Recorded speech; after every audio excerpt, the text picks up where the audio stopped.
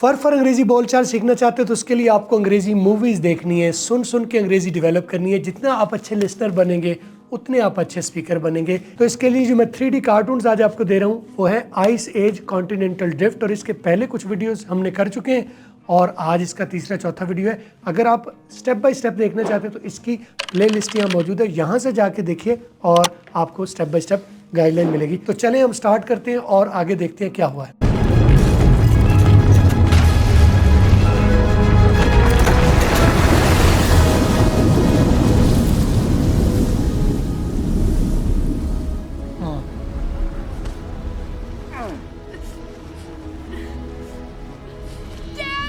Daddy वो बह गए हैं, वो उनका जो वो एक कश्ती नुमा एक स्लीब बनी है, स्लैब बनी है बर्फ की, और वो उसमें बह गए हैं। और बच्ची कह रही है बाप को, डैडी स्टे अलाइव, जिंदा रहना। मैं बह गया हूँ तो अभी तुम मुझे देख रहे हो, मैं बह गया हूँ, मैं आगे आहिस्ता आहिस्ता बहता निकल जाऊँगा, तुम्हारी नजरों से ओझल हो जाऊँगा, लेकिन तुम्हें मैं हिदायत दे रहा हूँ, stay alive. No matter how long it takes. No matter हम अंग्रेजी में कहते हैं कुछ भी हो जाए, नो मैटर वट, कुछ भी हो जाए, ठीक है। No matter whatever happens, कुछ भी हो जाए। तो ये क्या कह रहा है? Alive. No matter how long it takes. No matter how long it takes का मतलब है कितना ही वक्त लग जाए फिर भी, कितना ही वक्त लग जाए फिर भी। Alive. No matter how long it takes. I will find you. I will find you.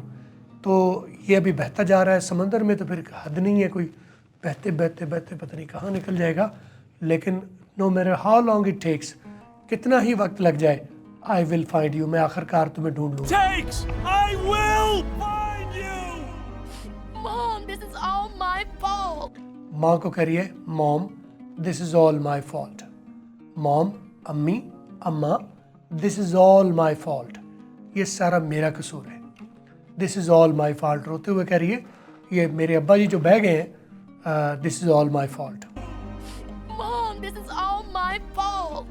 If I had just listened. Peaches, if I had just, अगर मैंने बस इतना सा किया होता, यानी मैंने उनको तलखी ना की होती, अब्बा जी को तलखी ना की होती, बदतमीजी ना की होती, तो वो परेशान हो रही है। अगर मैं बस ये ना करती तो। My fault.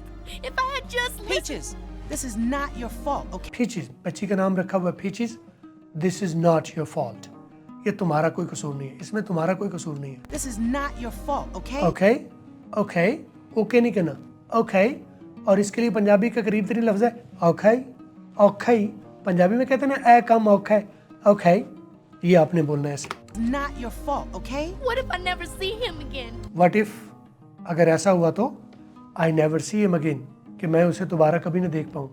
अगर ऐसा हुआ कि मैं उन्हें कभी दोबारा नहीं देख पाऊँ, तो दोबारा मेरा वालिद मुझे कभी ना मिल पाए, तो this is all my fault, मेरा ही कसूर है। This is not your fault, okay? What if I never see him again?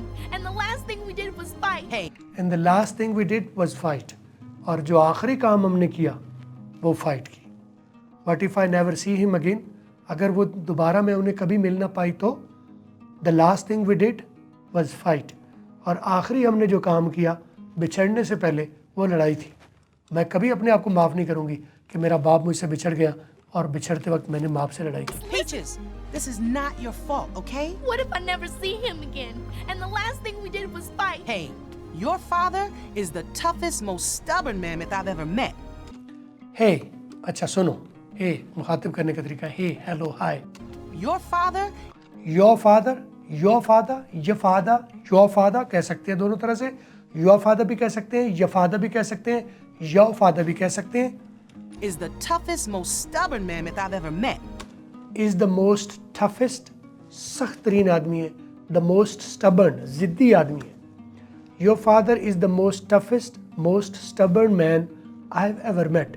आज तक मैं जितने लोगों से भी मिली हूँ उनमें से सबसे सख्त, टफेस्ट, टफ टफर टफेस्ट तीसरी डिग्री है, और स्टबर्न और जिद्दी तरीन है, जो ठान लेता है वो कर गुजरता है। Is the toughest, most stubborn mammoth I've ever met. He'll come back for us. He'll come back for us. वो हमारे लिए वापस आएगा। He'll come. He will come को he'll come. She will come. She'll come. I will come. I'll come. ये आप reduction कर लीजिएगा। He'll come back for us.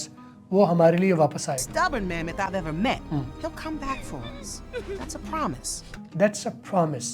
Promise का आप देखें पी फट गया, ये सी के पी, आप ये सिचुएशन आप एक मरतबा पका लीजिए, ये बार बार आपको आएंगी, बार बार आप इसी तरह से सुनने की हद तक पका लीजिए, बोलने की हद तक आपकी प्रैक्टिस कर करके बोलने में आएगा। आप जानते भी हों, अगर आपको पता चल भी जाए कि सी के पी क्यू टी सी एच इनकी आवाज़ें ब्लास्ट होती है, पता हो भी सही, तब भी आप बोलते वक्त इनको ब्लास्ट नहीं कर पाओगे, ये मेरा तजर्बा है।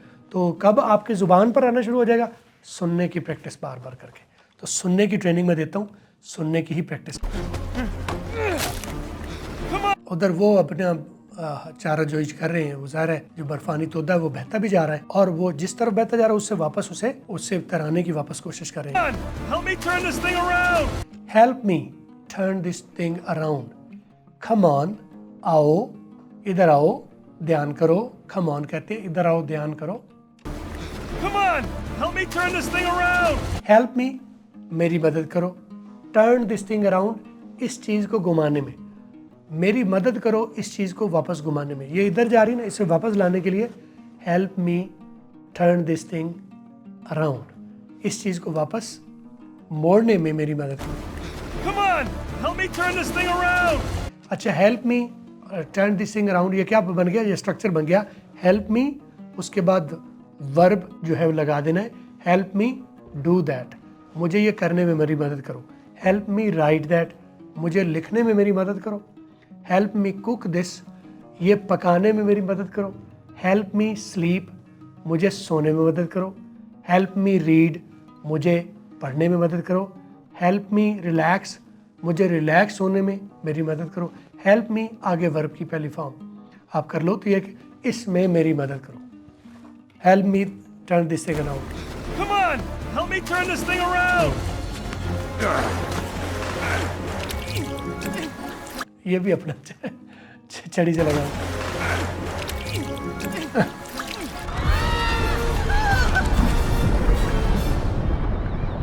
Everyone, please, settle down. ये भगदड़ मची हुई है। ये आइस एज कॉन्टिनेंटल ड्रिफ्ट की ये सीरीज चल रही है। यहाँ पर आपको कुछ ना कुछ आइडियाज़, आपको रैंडमली कोई ना कोई मैं आइडिया देता हूँ। मेरे फुल कोर्स में मैं स्टेप बाय स्टेप आपको गाइड किया हुआ काफ़ी सारा मूवीज़ का, सॉन्ग्स का, डॉक्यूमेंट्रीज़ का, ड्रामों का कंटेंट मैंने शामिल किया है, क्योंकि आप सुन के लैंग्वेज आप डेवलप करते हैं। तो मैंने बताया कि अंग्रेज़ी ज़ुबान जो है, जो ख़ास तौर पे जो बोलने वाली, ये सीखी नहीं जानी। सीखने से आप लिमिटेड रहेंगे, क्योंकि ज़ुबान सीखी नहीं जाती, सब्जेक्ट सीखा जाता है, जो कि पाकिस्तान में आप सब्जेक्ट के तौर पर अंग्रेज़ी को सीख रहे हैं, और अंग्रेज़ी ज़ुबान है, सब्जेक्ट तो है नहीं। तो ये हम गलत लगे हुए हैं। तो इसको डेवलप करने में क्या करना है? सुन के लैंग्वेज को हमने डेवलप करना, सीखनी नहीं है। तो डेवलप आप खुद कीजिए, सुन के। आप 100 मूवीज़ का 100 घंटे आप अंग्रेज़ी मूवी या ड्रामा देखिए, ताकि मवाद भरे। असल में अंग्रेज़ी के अल्फाज वही हैं, बार बार वही इस्तेमाल होते हैं, लेकिन उनके लिए मवाद आपके पास भरने के लिए, उनका एक्सेंट, उनका लाइफस्टाइल, उनका प्रोनाउंसिएशन, उनकी सारी चीज़ें डेवलप करने के लिए आपको सुनना है। आप खुद से सुनते हैं, आपको मुश्किल आती है, तो डोंट वरी, मैं ट्रेनिंग दे रहा हूँ।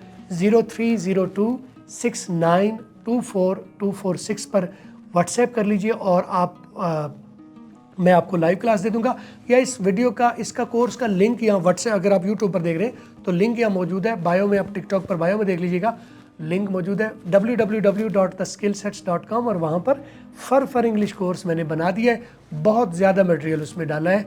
आप अगर इसकी प्रैक्टिस करेंगे सुन के, तो आपकी अंग्रेज़ी बहुत कमाल की हो जाएगी। कोई भी सवाल, कोई भी कमेंट मुझे नीचे भेजिएगा, कमेंट में लिखे। मैं पर्सनली एक कमेंट पढ़ता हूँ और उसको देखता हूँ और आपको हेल्प करता हूँ। वीडियो अच्छी लगी है तो सब्सक्राइब और फॉलो ज़रूर कर लीजिए, ताकि वीडियो मिले।